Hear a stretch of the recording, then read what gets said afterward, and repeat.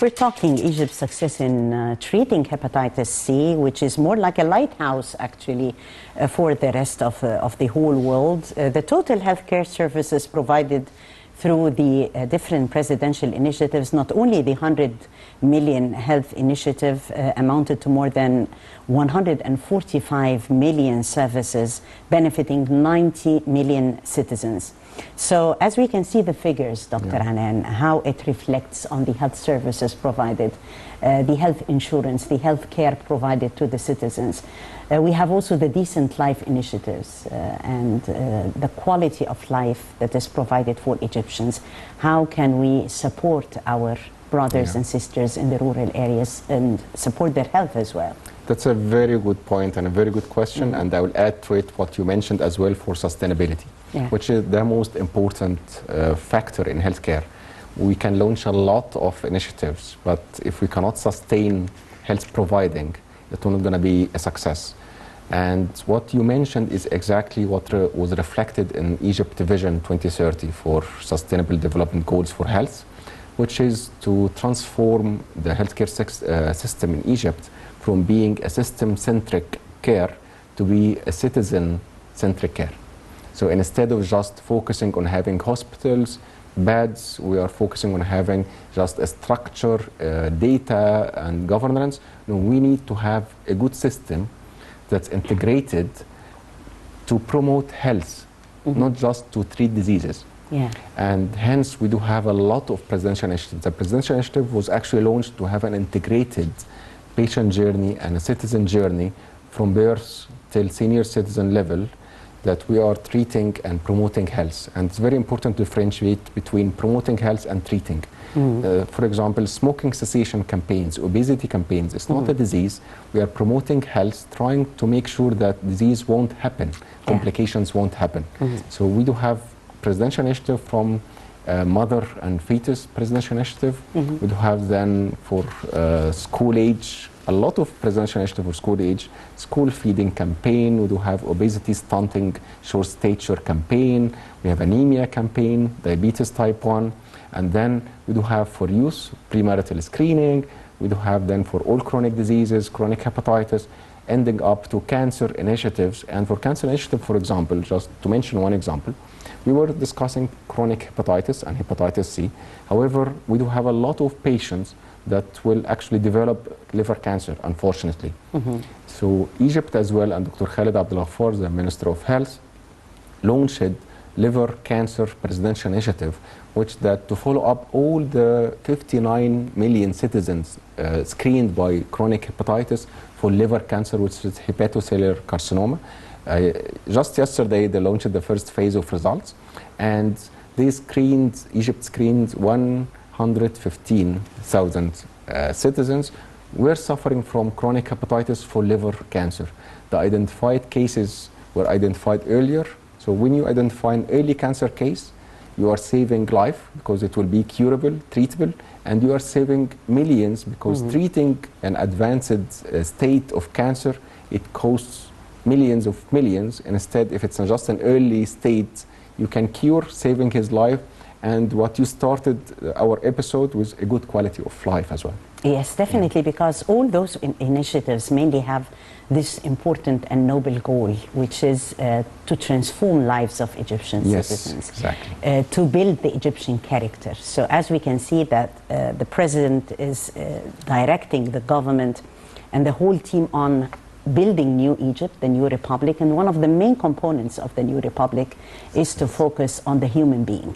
So that's why we are serving the human being on more than one dimension. The health is a very important dimension, definitely. We're talking, Dr. Anan, also about the electronic platform and the increasing of the annual growth rate of the Egyptian medical tourism market. This is, again, another dimension. And here, as we Nile TV International, as an international channel, how can we attract visitors who come for tourism in Egypt also to benefit from health services? It's a great point. For medical tourism, and in Egypt, for example, we do have high specialty and expertise in certain diseases. For example, for liver diseases, we're talking chronic hepatitis, we're talking hepatitis A and B and C, we're talking about liver cancer.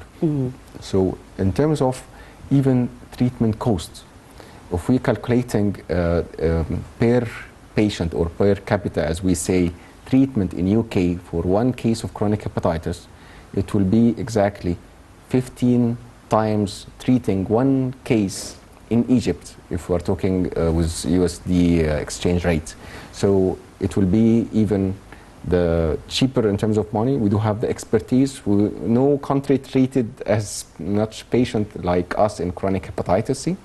And as well as if we're talking tourism, they can actually watch Nile TV all day to see how they will enjoy the tourism part. They can run it through the government itself. And we do have the medical tourism program, which is already up and running, especially if we're talking about chronic hepatitis.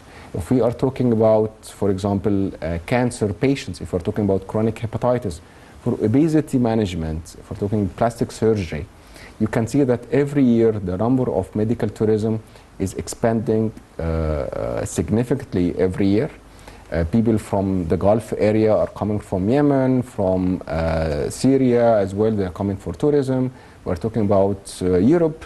We have a lot of English citizens coming for medical tourism. The number one aspect for medical tourism is care, taking care of the individuals, the human himself, in terms of treatment, and because it's medical tourism, in terms of leisure as well, how to make a good program for them. They can easily direct to the website of the Ministry of Health.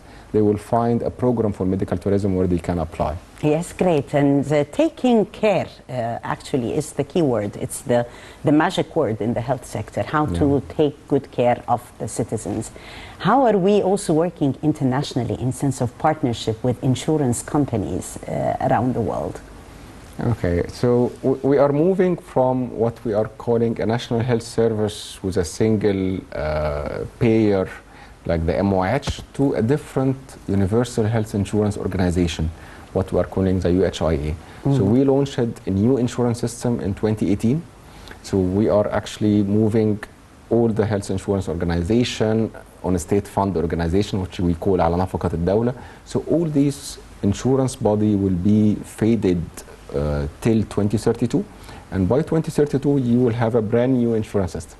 It's based exactly like the insurance system in Canada, where you do have a separation between the provider, the service provider, which is what we call in Egypt the Egyptian Health Authority, EHA, and the insurance body.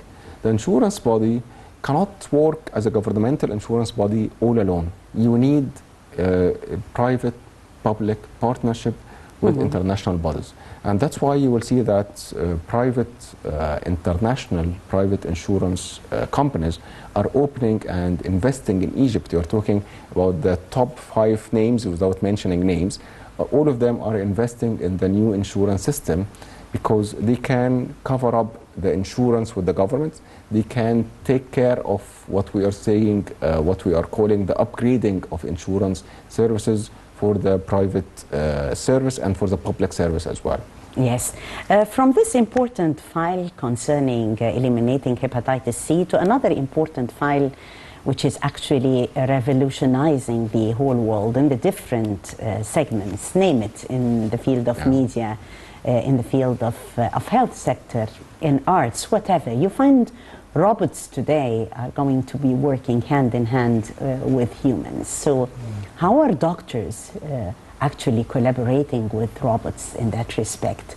Are we going to see, or are we seeing actually robotics side by side in the operations room?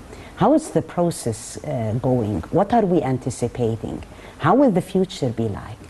Okay, most of us, we were actually in fear that they're going to replace us 100%. But they won't. They won't. I don't think that will happen. We still need the flesh and blood. Yes, and the mind thinking. And there's, of course. Sometimes you can never mimic the human brain in terms of taking different decisions than what's obvious to be taken. And for machine learning and robotics, for example, it was actually maybe 25 years ago, since we depended heavily on robotics in terms of surgeries, but still it's human operated. So we still need the physician and the surgeon to be operating the machine. It's not autonomous, working on its own completely and taking decisions. However, we are heading there because machine learning step is already there in healthcare. Yeah. And currently what we are doing is artificial intelligence and autonomous thinking. We are talking about machines where you can feed with big data and they can take decisions. It was run in a very nice study in London. They made a virtual AI clinic, which is virtual and hypothetical, so there is no real patient. They wanted to test whether the AI machine can take good decision in ER, which is a very critical ward in any hospital, to take a decision of a life and death. And they took all the files of the previous 5 years and they feed it to the machine and they made the robot to take decisions. And they found that in the clinic, the virtual clinic of AI, more patients survived than the actual one happening in the UK. So the AI was a better surgeon and a better decision maker in terms of operating and in terms of diagnosing. And that's only for a 5-year data. Imagine if you are feeding the machine with 20 years of data for all country, global, worldwide, and he will take a medical decision. The precision in terms of diagnosis, the precision in terms of writing a good treatment protocol will be much, much, much accurate. However, will still depend on physicians and doctors to make the treatment that will be put in a protocol. Another aspect which is very important, I don't know whether we do have much luxury of time or not, which is the big data. The big data aspect, if you don't have data in healthcare, you don't have decisions. Right. We take decisions to enhance 100 million healthy lives, the presidential campaigns, doing the new insurance system based on the data. If we don't have the current situational analysis, we can never put a prediction forecast models, which is the future. The prediction forecast models from healthcare is to put all data in terms of situation analysis currently happening and try to predict the disease modeling, whether you do have more diabetes in Egypt, you do have more dyslipidemic patients, more cancer patients, what to do to eliminate certain diseases, and whether you can go for a treatment protocol or another treatment protocol, which one will be more successful. So we're heading towards a new era. All of us, I believe, will benefit more than having any harm from artificial intelligence. It can be a good tool, not a replacement thing to our actually research and development, especially that we can save a lot of subjects in clinical trials and replace them with AI. Instead of having real subjects to try and test products, I can just do this step using AI and save a lot of human subjects in terms of clinical trials and so on till the later phase. Yes. How are we preparing our students at the Faculty of Medicine today for this new era? How are we also preparing our coaches, I mean, training the trainers in that respect?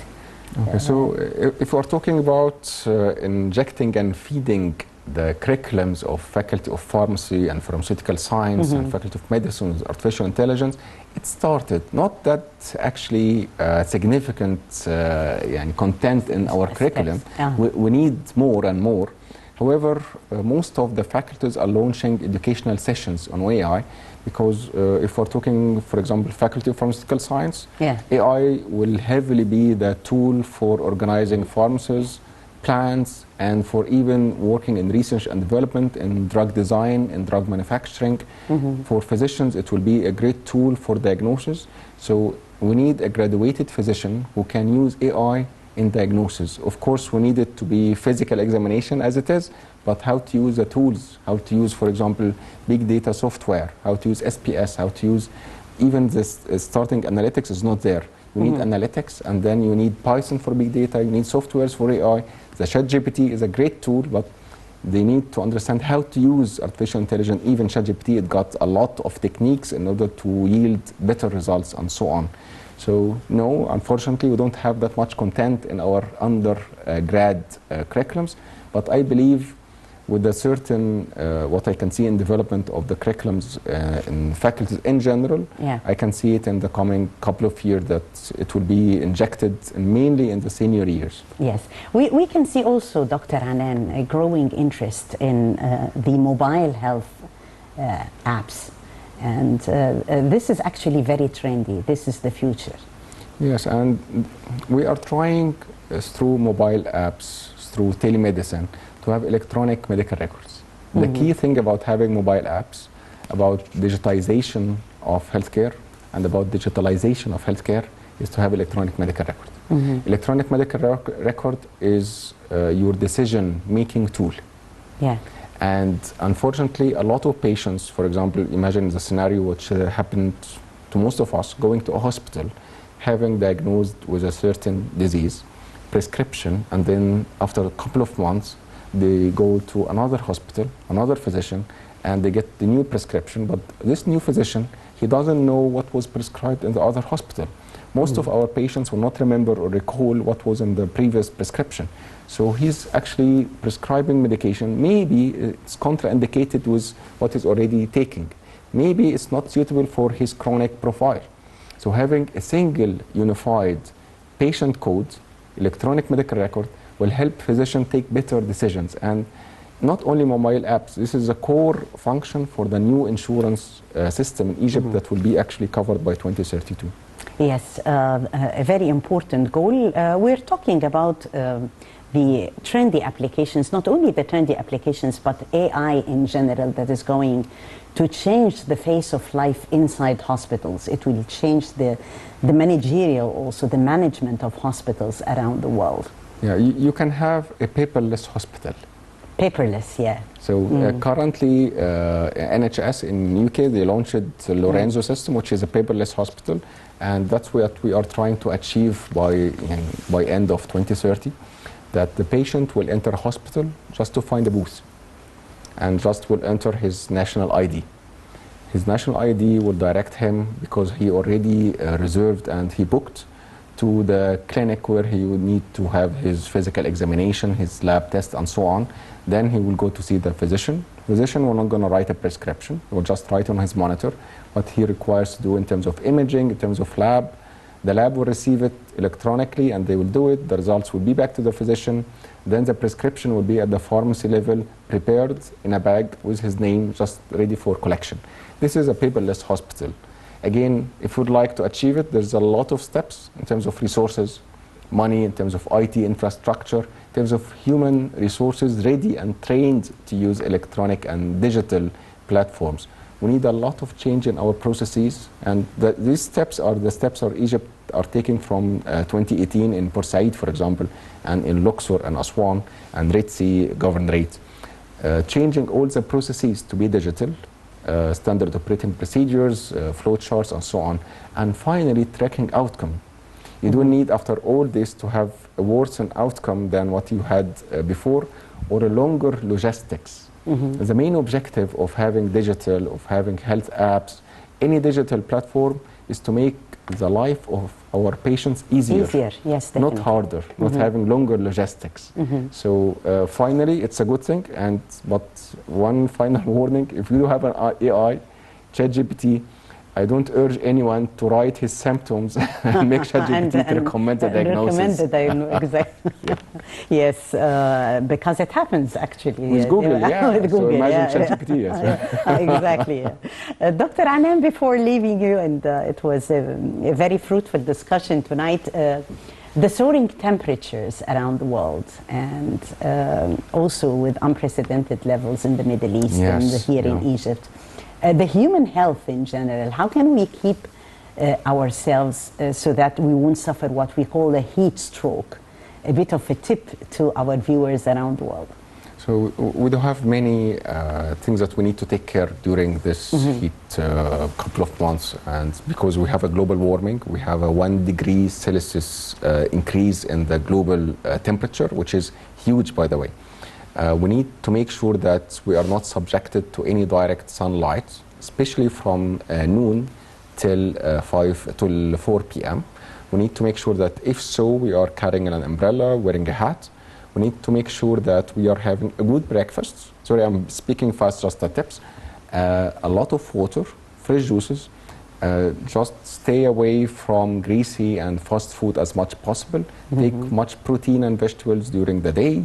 And most importantly is to put sunblock and any ointment to protect against the sun. It's very important.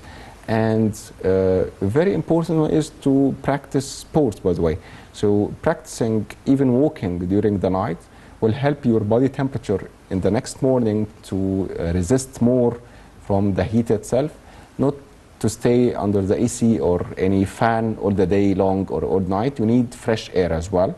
But you can stay under AC or in front of a fan just during the day from, as I mentioned, from noon till 4 p.m. and then try to have some fresh air during the evening, especially that starting yesterday, we start to have a better breeze. Yes, thank God, thank God. I thank you so much for the advice, Dr. Anan, and also for the great information, always adding value. Thank you, always a pleasure. Thank you. Dr. Islam Anan, lecturer at Ain Shams University, thank you so much for coming. Thank you, Mr. Ali. And I thank you, dear viewers, for joining us. That was the Daily Debate Live with Taghreed Hussein Wednesdays. Until then, tomorrow another team.